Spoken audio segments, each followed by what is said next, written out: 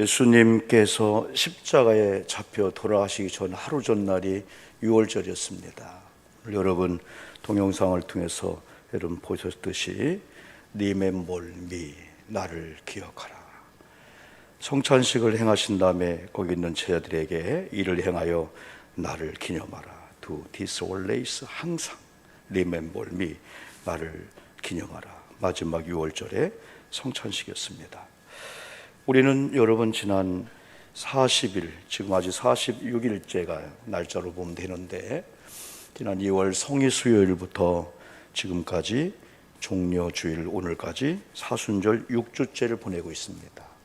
우리가 잘 아시는 대로 이번 한 주간은 고난주간이면서 돌아온 주일은 부활주일입니다. 어디 보면은 고난주간까지는 예수님의 그 죽으심을 의미한다면은 이제 부활절은 살아계심을 의미하게 되는 거죠. 우리 기독교의 이 겨울을 지나면서 봄이 오는 이런 길목에서 이 사순절이 있다고 하는 건 참 의미가 있습니다. 죽었던 나무들이, 죽었던 꽃들이 다시 피어난 이 부활절. 그런 가운데 우리는 계속 기도하며 언급하셨지만은 2019년 8월 달 양평 대한수도원에서 전국 목사님, 사모님, 평신도 연합 집회를 제가 준비하고 있을 때 한 통의 전화로 인해서 싸웠습니다. 아닙니다. 그렇지만은 거의 1년에 걸치는 과정 속에서 장로님들, 원로자님들, 준비팀들 수많은 모임을 가졌습니다. 가급적이면 하나가 되어서 어떤 건물을 주장하다 교우들이 이렇게 분리되는 그것들을 다 지향하면서 때는 그렇다면 포기하지만 드디어 작년 이제 코로나 직전에 계약을 했고 코로나가 터지면서부터 이제 급물살을 타서 작년 8월 10일 날 여러분 100억 이상 되는 돈이 잔금이 다 우리 유지단 통장으로 입금이 여러분 되었습니다. 그래서 한 7개월, 8개월 동안에 우리가 갈 수 있는 곳을 정하자 해서 이 공장은 일단은 짐을 놓고 우리가 한 150평, 200평 우리 도심 속에 전체를 넣자라고 하는 그런 계획을 했는데 우리 준비하시는 분들이 여기 우리 관리부장님, 유교혁 원사님, 김순모 원사님 특별히 앞장서서 우리 유정찬 권사가 오셨는데 너무너무 짐 세팅을 잘해서 180석의 이 의자를 세팅을 한 거예요. 그래서 여기도 한 달에 우리가 300만 원 나가고 있습니다만은 지금은 조금 세금으로 줄였습니다만은 우리가 외부 나가면은 한 500만 원씩 해서 1년에 한 6, 7천만 원이 우리가 지불이 돼야 되는데 여기서 혹독한 겨울을 이렇게 났습니다. 그러면서 우리의 기도 제목은 여기가 마지막이 아니기 때문에 하나님께서 허락한 적과 꿀이 흐르는 새 예배당을 허락해 달라고 계속해서 우리 장로들과 함께 여러 번 기도했습니다. 그런데 하나님의 은혜 가운데 고난주간으로 딱 끝나면서 부활하신 부활절날 여러분 주안의 교회가 하나 되어서 거기서 예배한다고 생각할 때 이건 하나님의 생각이 옳았다. 하나님의 계획이 맞았다. 우리 생각이 틀렸다는 게 아닙니다. 달았을 뿐이죠. 하나님은 때로는 이쪽으로, 하나님은 때로는 저쪽으로. 그래서 오늘 이 종려주일 예배를 드리면서 어느 해보다도 이번 고난주간은 슬픔이 아니고 이야 부활절 날이 있구나. 부활의 날이 있구나. 우리 교회에게도 117주년 역사 가운데 공장지대 안에서 머물 수도 있었지만 이런 기회가 왔구나 라고 하는 그런 은혜를 여러분 고난주간에 오히려 나눌 수가 있습니다. 저는 저대로 나름대로 아침 한 끼씩을 그래도 굶고라도 한번 기도해보자. 그러면서 제가 계속해서 마스크를 쓰고 설교한 그 이유 중에 그 하나가 방역에 철저히 하자라는 것도 있습니다. 그리고 이 주변에 너무나 많은 사람들이 교회를 폄훼하고 혐오 대상으로 봅니다. 그래서 가급적이면 답답하고 힘들어도 여러분 거의 몇 개월 동안 마스크를 쓰고 설교를 했습니다. 또 그런 중에는 또 하나는 제가 나실이는 아니지만은 삼손은 삭도를 대지 않겠다고 했는데 사실은 제가 다 귀찮았어요. 그래서 수염조차도 깎지 않았어요.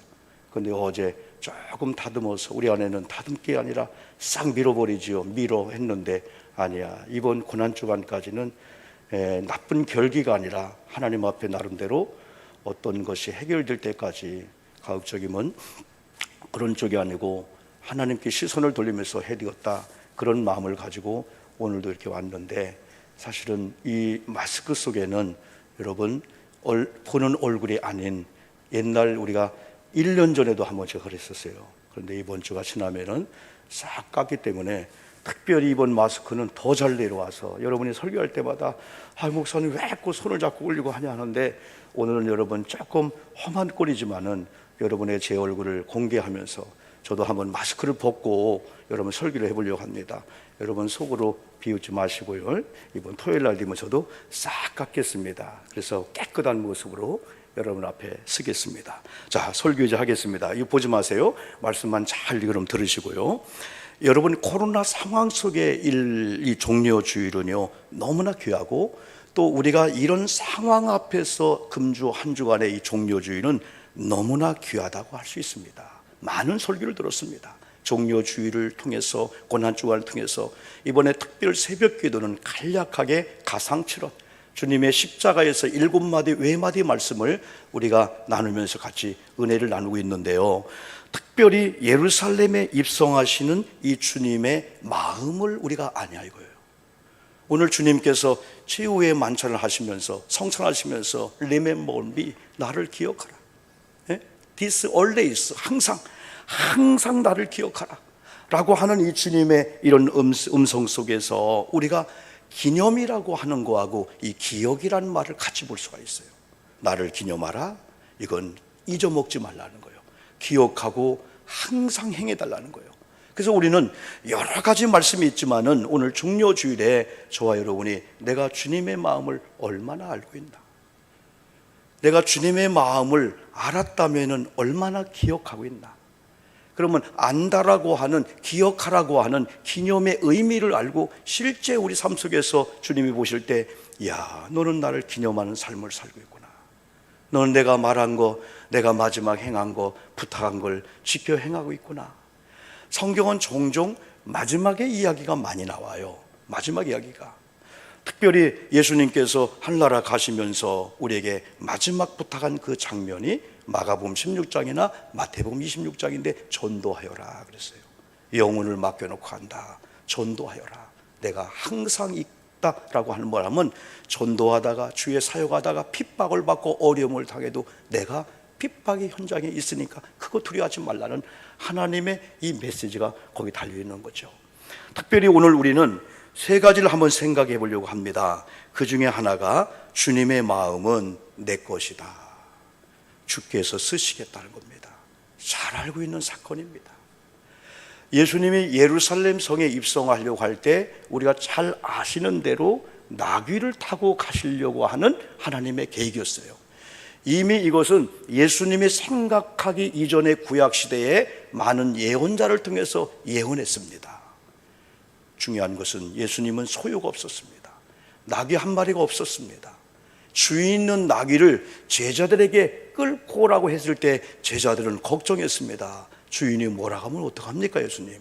그냥 가서 뭐라고 하면 주께서 쓰시겠다 한마디 하라. 신비한 것은 제자들은 이렇게 의문도 있었지만은 주님께서 말씀하시면 예, 이 신앙이 있었어요. 찾아갑니다. 진짜 끌고 옵니다. 주인이 뭐라고 합니다. 한마디 했습니다. 주께서 쓰시겠다 합니다. 놀라운 것은 두 사건이, 주인도 순종하고 나귀도 끌려오게 되는 거예요. 자, 여기서 중요한 것은 주께서 쓰시겠다.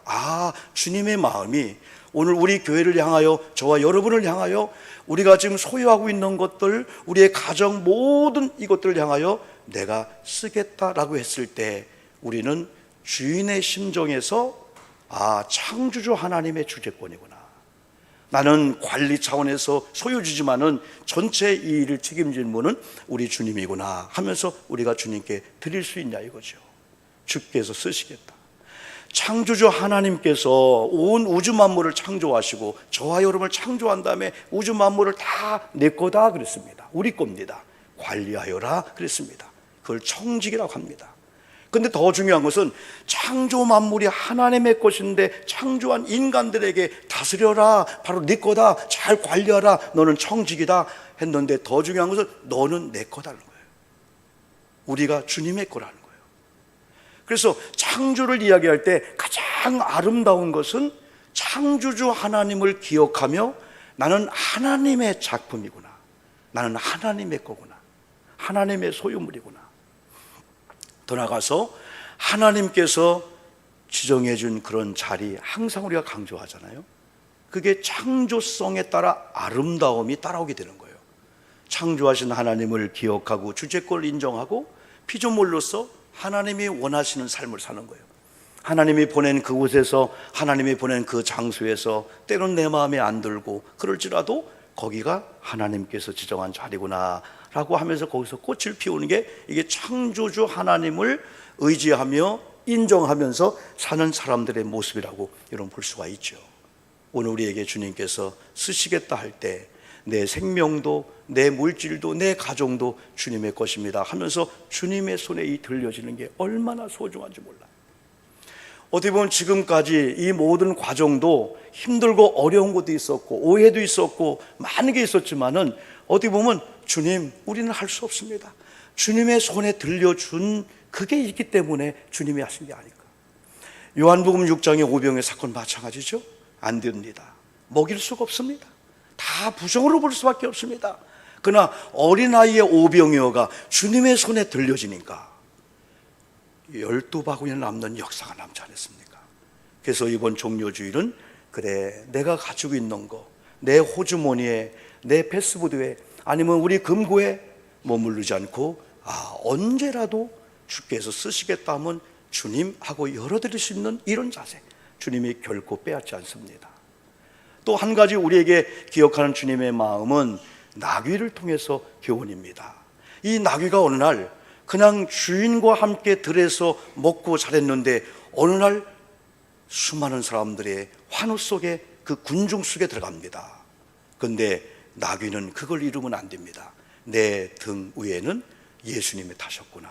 저들은 나를 추앙하고 환영하는 게 아니라 예수님을 환영하는구나. 종려가지를 흔들고 호산나 외치면서 예루살렘 입성한 예수님을 극찬하고 찬양하는구나 라고 생각할 때 또 한 가지, 내가 이런 한 울타리 안의 인생이었는데 사람으로 본다면 어느 날 예수님을 등에 태우다 보니까 이렇게 환호받는 예수님에 나도 더불어 박수를 받아? 그렇게 생각해도 된다는 거죠. 예수님 때문에. 그러면서도 항상 잊지 말아야 될 것은 예수님의 등에서 내려오는 순간에 그냥 나귀다. 그러나 예수님을 등에 태우고 가는 동안에는 수많은 사람들이 예수님을 환호하고 환영할 때 내가 기뻐하는 거, 이건 나쁜 게 아닙니다. 예수님 때문에 내가, 우리 가정이, 우리 교회가 예수님 때문에 영광을 누리네. 이게 여러분 이 종려주일에 정말 소중하다고 볼 수 있어요. 두 번째는 주님의 마음은 예배당입니다. 예배당의 본질입니다. 오늘 우리는 교회하면 건물을 봅니다. 사이즈를 봅니다. 몇 명이 모였느냐, 헌금이 얼마 나오느냐, 누가 그 교회 구성원들이냐, 또 담임자는 어떤 스타일이냐, 교회 어떤 스타일이냐, 여러분 그런 걸 봅니다. 그러나 오늘 주님은 우리에게 성전의 본질이 뭐냐, 예배당의 본질이 뭐냐, 교회의 본질이 뭐냐, 여러분 거기에 관심이 있습니다. 여러분 둘이 하나 만드는 거 노력하면 됩니다. 여러분 또 주고 선물 주고 또 약속하면 됩니다. 그러나 온전한 동역은 안 됩니다. 여러분 교회의 본질을 찾고 신학의 본질을 찾고 복음이라는 예수의 그 공동체 안에서 둘이 만나면 신비할 정도로 교통하고 만나게 되는 겁니다. 사랑하는 성도 여러분, 우리가 둘이 하나 되는 것 중요한데 더 중요한 것은 예배하며 기도하다 보면은 저분이 섬기는 하나님, 우리가 섬기는 하나님, 우리가 기도하다 보면 거기서 만나면 신비할 정도로 어떤 조직이나 어떤 것보다도 하나가 되는 그걸 볼 수가 있어요. 이게 성경의 원리요, 성경의 법칙이라고 여러분 볼 수 있습니다. 예수님께서 여러분 예루살렘에 들어가셔서 성전에 들어가서 오늘 사건 중에 우리 예수님이 이러신 분인가 막 들러엎고 막 쫓아내고, 쫓아내는 게 뭡니까? 들러엎은 게 뭡니까? 소와 양들입니다. 재물들입니다. 그리고 사람들을 여러분 가서 막 채찍에 노끈으로 때리면서 막 하나님, 예수님께서 엄청난 화를 냅니다. 여기 물건을 파는 사람들, 소와 양이란 재물을 파는 사람들, 돈 바꾸는 사람들, 이 의미와 교훈이 뭡니까? 이 장사, 바자이 하지 말라, 그 정도가 아닙니다. 그거보다 더 중요한 것은 본질입니다. 여기 장사꾼들 들러엎으시고, 다시 말하면 본질을 잃어버린 이 교회 신앙을 주님이 들러엎게 되는 거예요.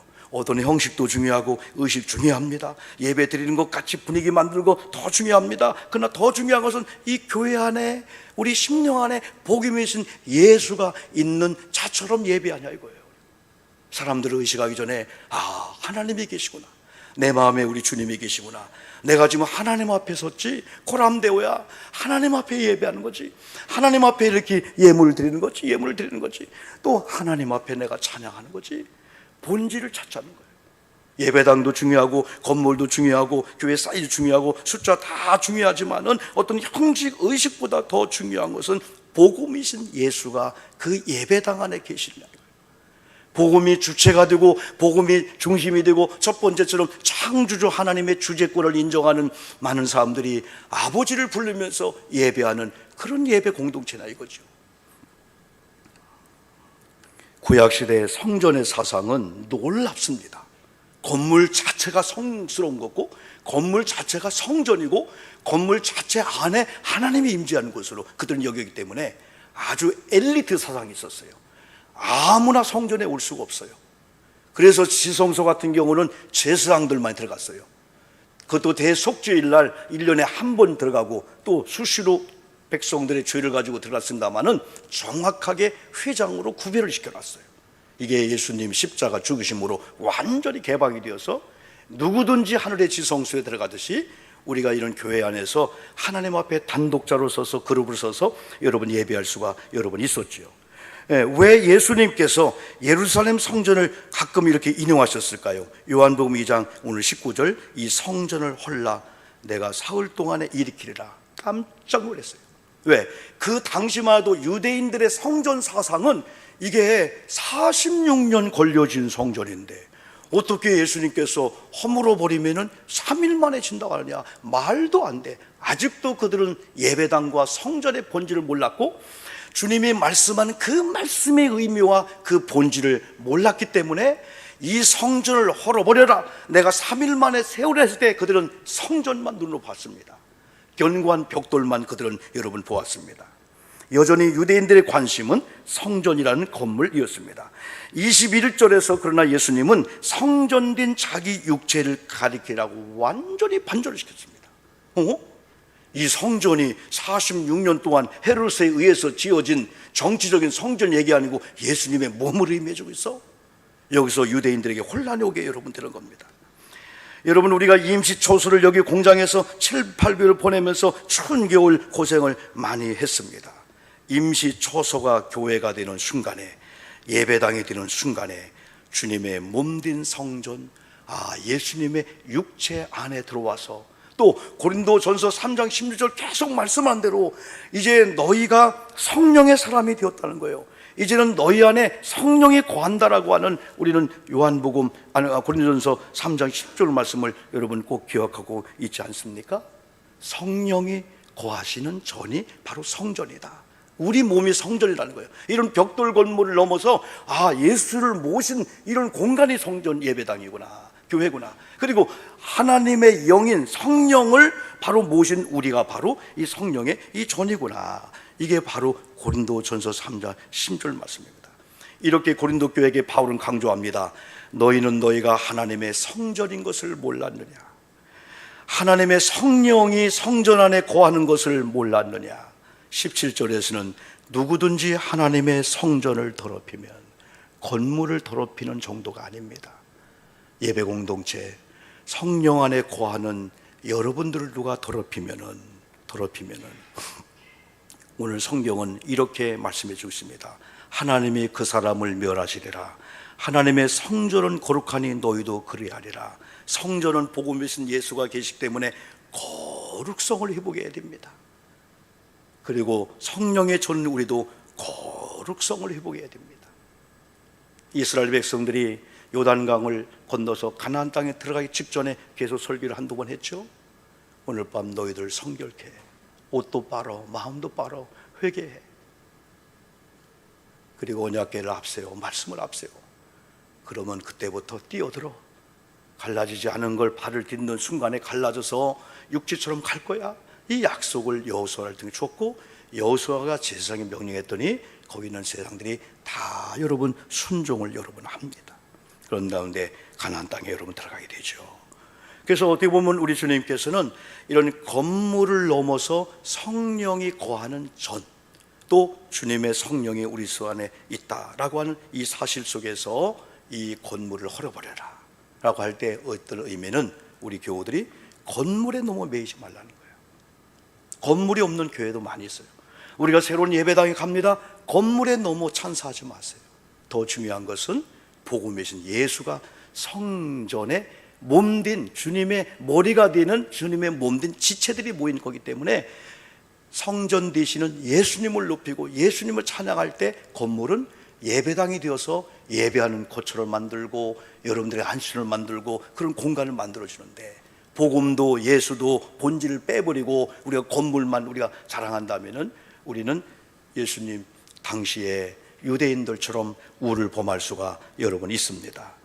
마태복음 24장 1절에서는 예수님께서 유대인들이나 많은 사람의 그릇된 성도들의 이 생각 속에 있는 성전 사상을 바꿔주려고 마태복음 24장 1절에서는 이렇게 말씀했습니다. 예수님께서 성전에 나가실 때 제자들이 성전 건물을 가리켜 보이려고 나올 때 예수님께서 이렇게 대답합니다. 이르시되 너희가 이 모든 것을 보지 못하느냐? 돌 하나도 돌 위에 남지 않고 다 무너뜨려지리라. 이게 티토 장군에 의해서, 여러분 그 70년, AD 70년에 로마의 티토 장군에 의해서 예루살렘 성이 완전히 무너집니다. 지금 통곡의 벽이라고 하는 아주 가난한 사람들, 막 귀족들, 막 돈 많은 사람이 헌금해서 헌금한, 여러분 동쪽이나 남쪽이나 이 북쪽은 다 무너졌는데 서쪽에 아주 가난한 사람들이 하나님을 사랑한 마음으로 예물드려 지은 그 서쪽만 남았어요. 그게 통곡의 벽입니다. 유대인들이 지금도 통곡의 벽 앞에 가서 통곡의 눈물을 흘리면서 그들이 기도하는 그 모습을 우리가 볼 수가 있습니다. 그러면서 24장에서는 재림의 때를 말씀해 주고 있어요. 그래서 신약 시대의 성전 사상은 이제 주님의 몸된 교회, 주님의 머리가 되고 우리가 그 몸의 지체가 되면은, 성전된 우리가 주님의 몸된 지체가 되면 이게 바로 성전이 될 수가 있고 거룩한 우리가 될 수 있고, 더 중요한 것은 이 예배당에 우리가 빠져나갑니다. 또 우리 마음에 성령이 빠져나가요. 예수님의 복음이 빠져나가요. 그러면 한낱 육체가 될 수밖에 없어요. 여기는 다시 공장이 될 수밖에 없어요. 중요한 게 복음입니다. 중요한 게 예수님이고 성삼위 하나님이고, 중요한 게 성령이 이 예배당 안에 우리 안에 이 거하는 일이 중요합니다. 마지막 세 번째는 주님의 마음은 내 집은 만민이 기도한 집이다. 너무나 많이 들어서 식상합니다. 예배당이 주님의 집이라는 겁니다. 또 만민을 주님이 얘기하고 있어요. 기도한 집을 얘기하고 있어요. 주님의 집이다, 내 집이다 하면은 여러분 마태복음 16장 16, 17, 18 생각나죠? 베드로의 고백 속에 네가 고백한 이 신앙 고백 위에 내 교회를 세우니, 아, 주님의 교회구나. 아, 이게 주님의 교회구나. 그리고 주님은 만민을 표현해 주고 있어요. 만민은 나랑 의견이 통하고 나랑 같이 뜻이 맞는 사람을 넘어서 누구든지 이 교회 안에 들어올 수 있다. 만민이란, 그래서 우리도 이제 마음을 열고 이제는 우리 의식이 좀 통하고 같이 좀 혈연 어떤 이런 걸 넘어서 이제는 누구든지 그리스도 안에서 여러분 형제된 자들에게 같이 만민들 어울릴 수 있는, 그게 필요하고, 또 여기는 기도한 집이다. 그래서 우리는 주님의 마음을 우리는 알아야 돼요. 또 우리는 주님의 마음을 기억해야 됩니다.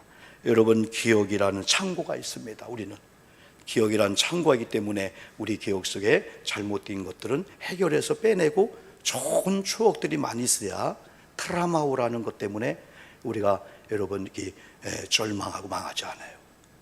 잘못된 트라우마는 해결하고 또 회개하고 사람 관계랑 풀어갖고 다 빼내고 우리 기억 창고에 좋은 게 들어가면은, 그게 우리가 힘들 때 어려울 때 막다른 골목 앞에서 그 기억이 탁 나, 말씀이 하게 우리를 뛰어넘게 하고 이기게 하는 건데, 이 기억의 의미가 얼마나 중요합니까? 6월 25일 되면은 우리는 6.25를 상기하자, 6.25를 잊어버리지 말자. 지난 26일은 천안함 11주기 사건입니다. 여러분, 북한의 폭침으로 46명의 우리 젊은 대한민국의 용사가 참변을 당해서 대전 현충원에 안장되어 있지 않습니까? 우리는 잊어먹으려고 하는데 어제 그저께 또 잊지 말자는 거예요. 거기는 부모들이 눈물을 흘리면서 대통령에게 또 누구에게 잊지 마세요, 기억해 주세요, 그리고 정확한 이 원인을 얘기해 주세요. 그들이 주장하는 게 바로 그거예요. 이제는 우리 자녀들 죽었지만은 누군가는 북침이 아니야, 어리사건이 아니야, 이건 뭐 자폭이고 누가 뭐 했어, 그런 소리 하지 말라는 거예요. 정확한 원인을 기억해 달라는 거예요. 그래 이걸 기념하지 않냐 이거죠. 우리가 6.25를 기념한다고 하는 것은 전쟁을 기념할 이유가 있나요? 아니죠. 전쟁은 일어나면 안 돼. 전쟁 속에서 승리했던 것은 누군가 피 흘렸어, 이런 자유는 공짜가 아니야. 그걸 기억해내고 다음 후손을 위해서 나라를 지키자는 거죠, 여러분요.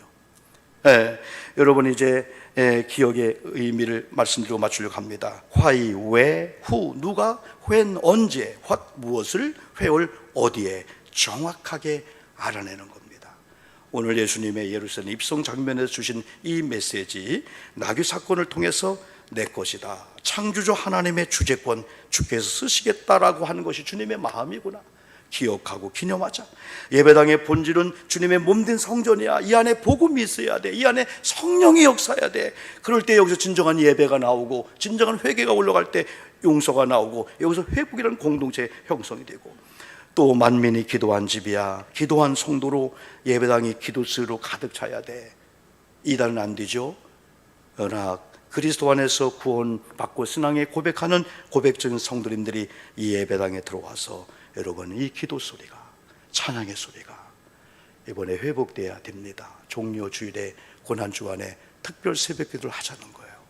그러면서 앞으로는 정말 성경 읽는 소리, 기도하는 소리, 여기서 복음과 찬양이, 감사가 나올 때 신비할 정도로 하나님과 교회와 연관된 교우들의 직장과 사업장과 삶의 관계가 결박이 풀어지듯이, 우리 홍장로님이 항상 기도하는 기도가 결박이 풀어지더니 신비한 이 간증이, 지난날 고통과 어려움이 아하, 여기 오니까 간증이 되었구나, 그런 좋은 일을 여러분 기대하면서 올해는 기억하라, 기념하라, 이런 말씀을 꼭 붙잡고 한 주간을 정말 토해내고, 또한 기억해내고, 그리고 회개하고 반성도 하면서 또 한간 결단도 하면서 여러분 새로운 하나님의 인도하심을 준비하는 여러분 되기를 주님의 이름으로 축복합니다. 기도하는 시간을 갖겠습니다. 첫째는 말씀을 기억하고 주시는 메시지입니다. 두 번째는 여러분 속에 불안과 두려움과 아픔이 있다면 회복을 위해서, 치유를 위해서 이 시간 같이 기도합니다.